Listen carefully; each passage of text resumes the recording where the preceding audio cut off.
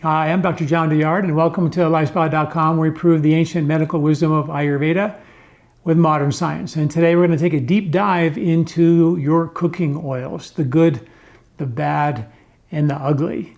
You know, we've all heard that seed oils are bad for us, right? But what I want to do today is dig into some of the science and the logic as to why they might be actually good and why they might actually be bad. It starts with a ratio between your omega-6 fatty acids and your omega-3 fatty acids. Omega-3 fatty acids, think of fish oils. Omega-6 fatty acids, think of your seed oils. Oils that come from seeds like safflower or sunflower seeds, things like that. Well, historically, before all the processed oils became part of a way to preserve foods and found themselves into everything from crackers to cereal to everything in the middle of your grocery store, the ratio for a normal person was about 20 to 1 omega-3 fatty acids you get from fish to 1 with omega-6. Now it's actually more of a 1-to-1 relationship. So that's sort of the big issue.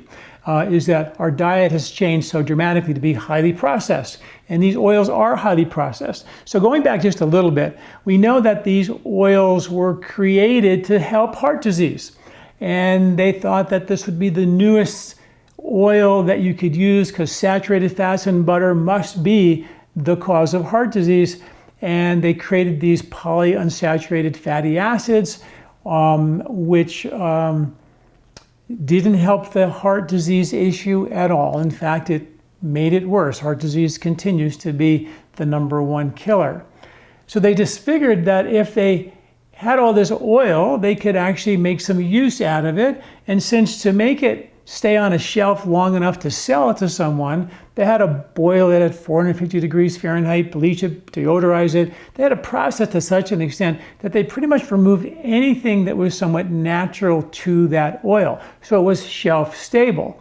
And that was a big problem, is to give these oils, which historically, when they would take seeds and press them in the wee hours of the night, in a dark room, put it in a dark amber bottle, and deliver it with the milk from the milkman at 4 in the morning. So you'd wake up early in the morning, open up your milk box, take your milk and take your cheese or dairy products that are very vulnerable to heat, and your oil that you would use for cooking. And it was always a very small amount, in a very dark bottle, which you would then return.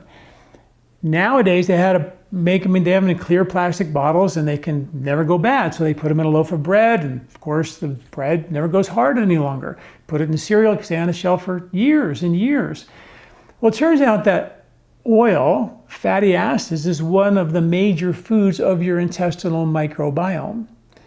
So when you put that highly processed oil in a loaf of bread and the bugs on the counter don't want to eat those oils, when you eat that bread that never goes hard any longer, then when you consume that bread, the bugs in that bread, which they don't want to eat, they're not going to eat it. The bread never gets hard. And when you eat it, the bugs in your gut won't eat it either. So where does all this oil that your microbes won't eat go? It goes to your liver and creates liver congestion, bile sludge.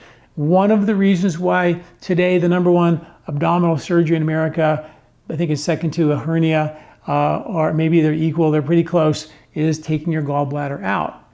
So I've written a lot of articles about gallbladder health and liver health because it's the kingpin of digestion, so I won't go down that road. But let's get back to the cooking oils. That's one of the reasons why we want to avoid them in a processed form. When they're not in a processed form and your omega-3 to omega-6 ratios are good, then they can be used in a natural way, like we've been eating nuts and seeds and, in their natural form. They have the natural oils. They're very healthy for us. But when you squeeze out the oil and press it under high heat and bleach, boil, deodorize it, it's a different animal. So these are some of the reasons why if we're going to get the oils, always it's sometimes best to get it in its natural state that it came in, like in a nut or in a seed, as opposed to in the oil itself. But there are some oils that are really good for us, and that's what I want to dive into today. And the first oil that we know is really good for us, and everyone knows it, is olive oil. Extra virgin olive oil has been shown to be incredibly heart healthy. I did a whole podcast with an olive oil researcher named Mary Flynn from Brown University, and she did research on how olive oil alone can eradicate metabolic syndrome, very effectively by taking 1 to 3 tablespoons of olive oil per day. And it doesn't matter how you take it or where you get it, it has that effect. So there's really good science behind olive oil. Problem is a lot of these good oils like avocado oil and olive oil are commonly adulterated in the marketplace. UC Davis study did a test of over 100 olive oils and they found that 73% of those failed the test to be pure olive oil. They were mixed with some of these seed oils that would make something that was so good for you, something that would be actually toxic for your heart health. That's why it's such an important thing to make sure you know the source of your olive oil. Many years ago, 15 years ago or so, we did a taste test with about 50 different olive oils from Europe and Italy and America. And this one company won. And I called them up. I didn't know them. I said, we tested your olive oil and you won our test and I'd love to interview you. And I did. And it turned out they're a small farm in California. And they actually, when they harvest the olives, they press it right there and then on that day. And I think that's one of the major things that's different about their olive oil. Most big companies, the ones that you hear about that are selling lots of olive oil, they harvest all these olives, they put them in a truck and they ship them to a plant to process them. And it can sit in that truck in the high heat for days and days and days. And that creates a problem with the oil and the rancidity of the oil as well. So that's another piece of that puzzle. And also, we get emails from them, and one of the emails said that they were so happy about their olives, and all the pickers and all the farmers in their fields sing as they're working. And it might sound weird, but that really made my wife and I really happy to hear that, because in Ayurveda, the food carries microbes. Those microbes are affected by impressions. And so if I took a can of yogurt and screamed and yelled at it, the microbes in there would morph and be altered by that stress. So there's something in Ayurveda called sattva, where when you care for people in a loving, kind way, when you care for your food in a loving, kind way, when you grow it in a loving, kind way, it translates into happy microbes. And those microbes on your food provide half the intelligence of that food, right? Think about it. If I took all the microbes out of you, you'd be a completely different person. So the microbiome in the herbs that you consume and the foods that you eat are synergistic with the actual biochemistry of the food. You can't separate them, but we do a bang-up job with herbal extracts that are soaked in alcohol, or herbs or foods that have been sprayed with pesticides or insecticides. So this is a bit of a problem, right? So we're not getting the full intention or the full product that nature actually provided to inoculate our gut with the right bugs for the right season, with the right food. That's not happening. So when they're singing, it just made it all better. It was just, again, a really beautiful experience. So that's olive oil, really important. And I want you to know there's a whole article at LifeSpa.com listing all of this with scientific references to go through all of this. You don't have to write it all down. You can just go to the website and then print it out. It's all there, the good, the bad, the ugly, of all the different kinds of oils, which we're going to continue to go through. The second one is avocado oil. Very similar, very high heat tolerant. You can cook with it, really great. A lot of saturated oils, so monounsaturated oils, which are fatty acids that are really good for heart health, which is what makes olive oil so good. So avocado oil is really good as well. It's really good in high heat. People say olive oil should not be used at high heat, but there are studies showing it isn't very stable at high heat. And probably one of the major reasons why it's been shown to be not stable in high heat, because when they go to the grocery store and get olive oil to do their scientific tests on, if 73% of them are not, in fact, olive oil, or mixed with something else, you're not going to get an accurate reading on the heat tolerance of that olive oil. It kind of makes sense, right? So new studies are showing that real, pure, extra virgin olive oil is very heat tolerant. Avocado is very heat tolerant. Macadamia olive oil is very heat tolerant and also one of the lowest omega-6 fatty acid nuts. So it has a very low omega-6 content for a nut, which is really cool. Most of the nuts, again, have higher omega-6 content, which is why another reason why people say don't eat nuts and seeds or avoid them. And there's other reasons why people say that as well. And then there's, of course, coconut oil, which is a saturated fat. And lots of folks think saturated fats are really bad for you. However, this is a staple, in Central America and around the equator where people ate, saturated fats, and coconut oil is super high in what's called lauric acid, which is a powerful antimicrobial agent that helps keep your intestinal tract clean. It's very cooling for you. It has very, very stable at high heat, so it's really good for cooking. Just like ghee, clarified butter is also really good for cooking. And in Ayurveda, ghee is the superfood. Says the Vedas say that it has 1,000 different medicinal properties to it. And I've written numerous articles on ghee and all of those properties which are so critically important. But to get that benefit, you want to make sure it's organic, and all these oils should be organic for that matter. It should be grass-fed.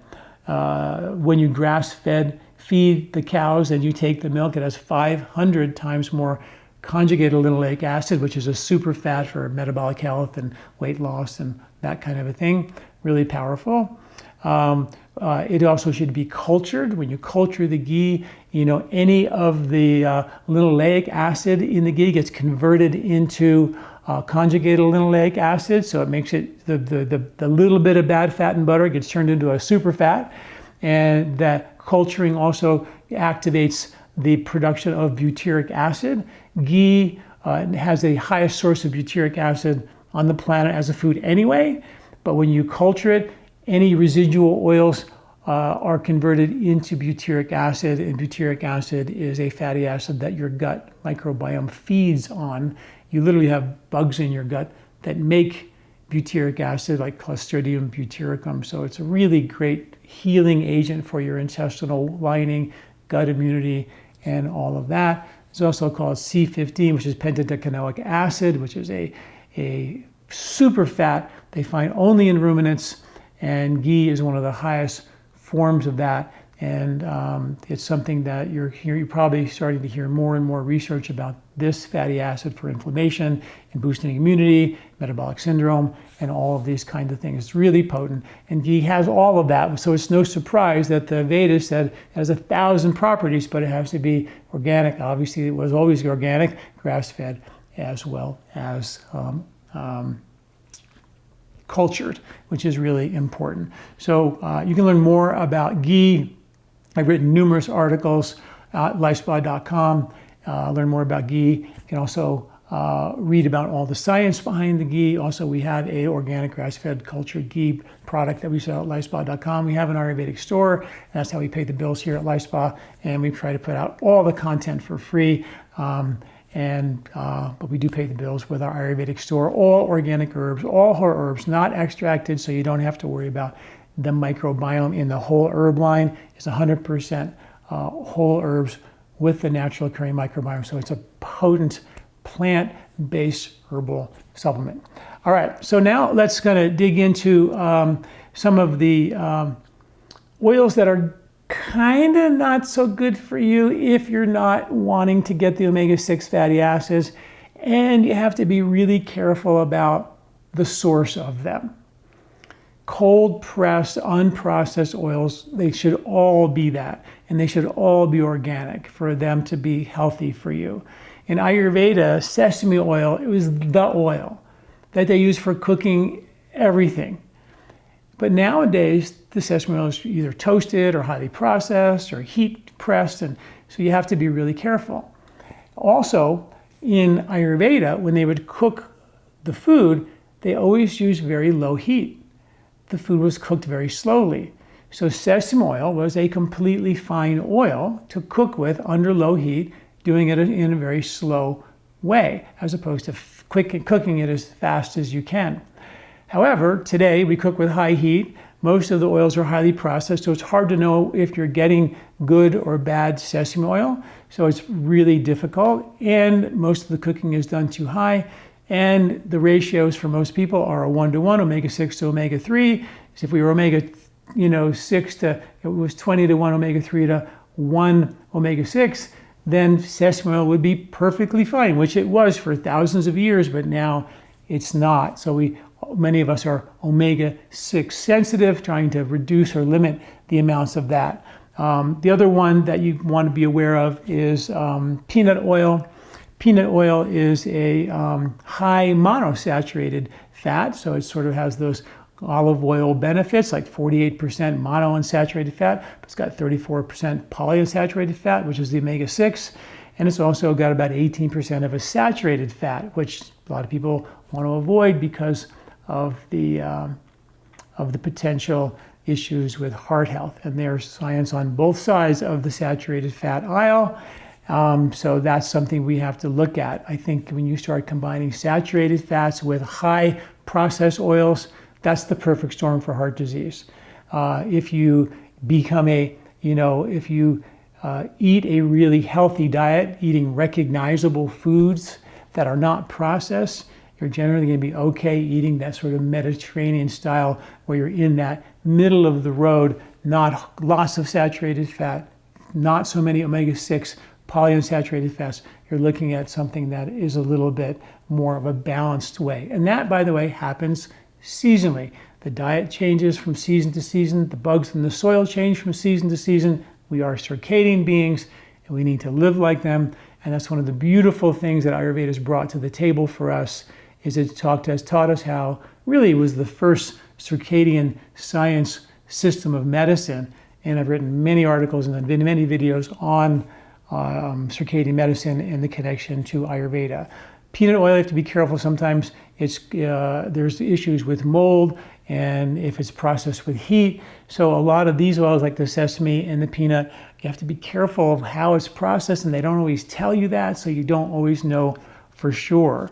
Okay, now to the unhealthy, the ugly oils: soybean oil, corn oil, canola oil, sunflower, safflower oil that is high linoleic as opposed to high oleic, which can actually be okay for you. Cottonseed oil, grapeseed oil, rice bran oil, all these oils you want to avoid, and there's a list of them and why they're not good for you, because of the high linoleic issue, the high omega-6 issue, the processing nature. Many of them use solvents to process these oils. When you think about it, getting oil out of a seed, that's not easy, right? So a lot of these oils they figured out how to do it from industrial usage of these oils. And now they figured out, now that industrial use has sort of been replaced with something else, and now they're looking for ways like cottonseed oil as ways to get rid of it. That's what Crisco was, and that didn't turn out to be very good for us as well. So be careful, right? And this article, along with many other articles at LifeSpa.com, are all free. There's videos like this that are free for you as well to help give you more information about what oils are best for you, which ones to cook with, and more information about why these oils may actually not be so good for you. But with the right diet, in a balanced way, they actually are probably very important for us. We can't not have omega-6 fatty acids, so we have to find that balance. So when you shift to be extreme, no omega-6, okay, I can be with no processed omega-6, but I'm not going to stop eating nuts and seeds, right? So be careful what you hear, and try to plug in nature and logic to everything that you hear out there that is so incredibly confusing and contradictory. All right, thanks for listening. I'm Dr. Douillard, and we'll see you soon.